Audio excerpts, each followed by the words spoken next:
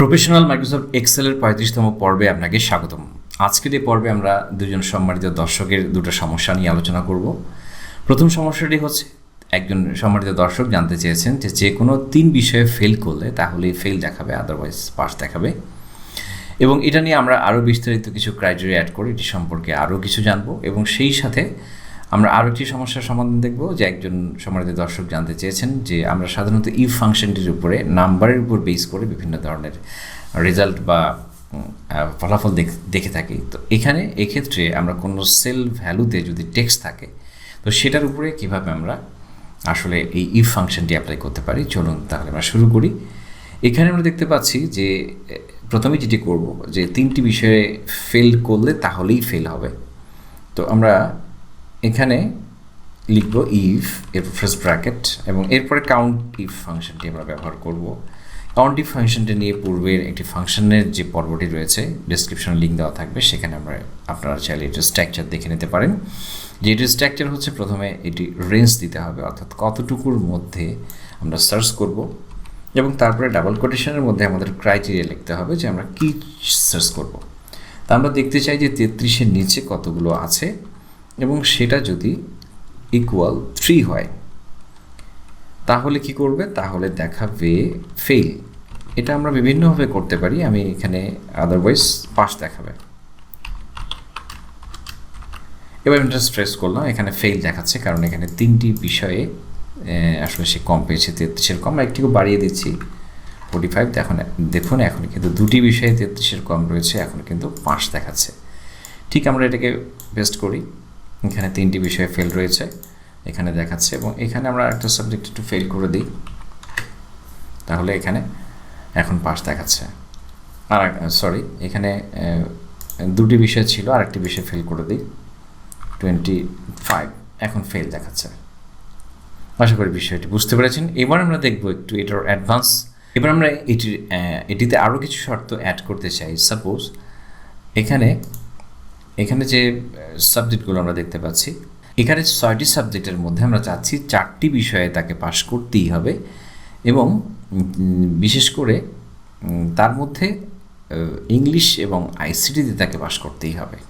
এরকম একটা প্রবলেমের সলিউশন আমরা দিব। আবারও বলছি, আমাদের 6টি বিষয়ের মধ্যে কমপক্ষে 4টিতে তাকে পাশ করতে হবে এবং এই 4টির মধ্যে 2টি থাকবে অবশ্যই ইংলিশ এবং আইসিটি। এই কাজটি করার জন্য আমরা প্রথমে দিব ইকুয়াল ইফ, এরপর আমরা এখানে লিখব অ্যান্ড কখন এবং কেন কীভাবে ব্যবহার করতে হয় এটি নিয়ে একটা ভিডিও রয়েছে, ডিসক্রিপশনে দেওয়া থাকবে, চাইলে আপনারা দেখে নিতে পারেন যদি না দেখে থাকেন। তো এখানে আমরা আবারও লিখব কাউন্ট ইফ এবং কাউন্ট ইফের মধ্যে প্রথমে রেঞ্জ দিয়ে দিতে হয়, রেঞ্জ এবং তারপরে দিতে হয় ক্রাইটেরিয়া। তা আমরা বলতে চাচ্ছি যে এখানে গ্রেটার দেন অর ইকুয়াল 33 পেতে হবে তাকে এবং সেটি ডাবল কোটেশন ক্লোজ করে ব্র্যাকেট ক্লোজ করে এটা গ্রেটার দেন অর ইকুয়াল 4, অর্থাৎ 4টি বিষয়ে তাকে কমপক্ষে এই 33 পেতে হবে, সেটি আমরা বোঝালাম। এবং তার সাথে আমরা আরও 2টি শর্ত অ্যাড করে দিতে চাচ্ছি, এই জন্যই আমরা অ্যান্ড ফাংশনটি ইউজ করেছি, যে তাকে ইংলিশে কমপক্ষে 33 পেতে হবে এবং আইসিটিতে কমপক্ষে 33 পেতে হবে এবং তাহলেই আমরা তাকে সিলেক্টেড করব। তো আমরা এখন লিখছি সিলেক্টেড এবং না হলে rejected. Double quotation close, bracket close, enter press করলাম। আমরা দেখতে পাচ্ছি এখানে সে সিলেক্টেড এবং এটি কিন্তু আগে থেকেই কন্ডিশনাল ফরম্যাটিং করা ছিল বলে এরকম গ্রিন দেখাচ্ছে। এবার আমরা ড্র্যাগ করি, এখানে 2টি রিজেক্টেড দেখাচ্ছে কারণ এখানে সে আসলে একটি বিষয় ফেল করেছে, তারপরে যেহেতু সেটি আইসিটি যার কারণে এখানে রিজেক্টেড দেখাচ্ছে এবং এখানে 2টি বিষয় ফেল করেও সে সিলেক্টেড, কারণ 4টি বিষয়ে তাকে কমপক্ষে পাস করতে হবে। এখানে 2টি বিষয়ে সে ফেল করেছে, এই জন্য সে সিলেক্টেড এবং এখানে আমরা এবার ইংলিশে দেখতে পাচ্ছি ইংলিশে ফেল করেছে যার কারণে সে রিজেক্টেড। এভাবে আমরা আসলে একটা রেঞ্জের মধ্যে থেকেও একাধিক বিষয়ের উপরে আমরা কোনো একটা কন্ডিশন চালাতে পারি। আশা করি বিষয়টি আপনারা বুঝতে পেরেছেন এবং আপনাদের ভালো লেগেছে।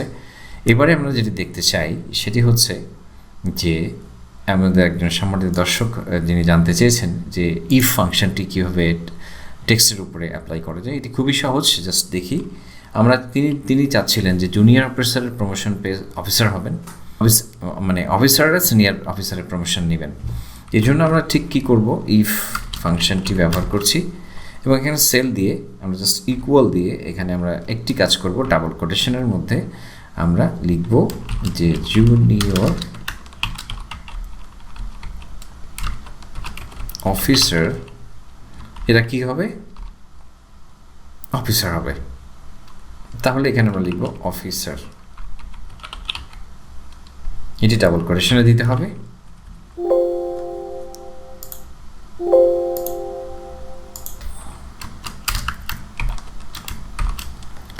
এই সেলে যদি থাকে অফিসার,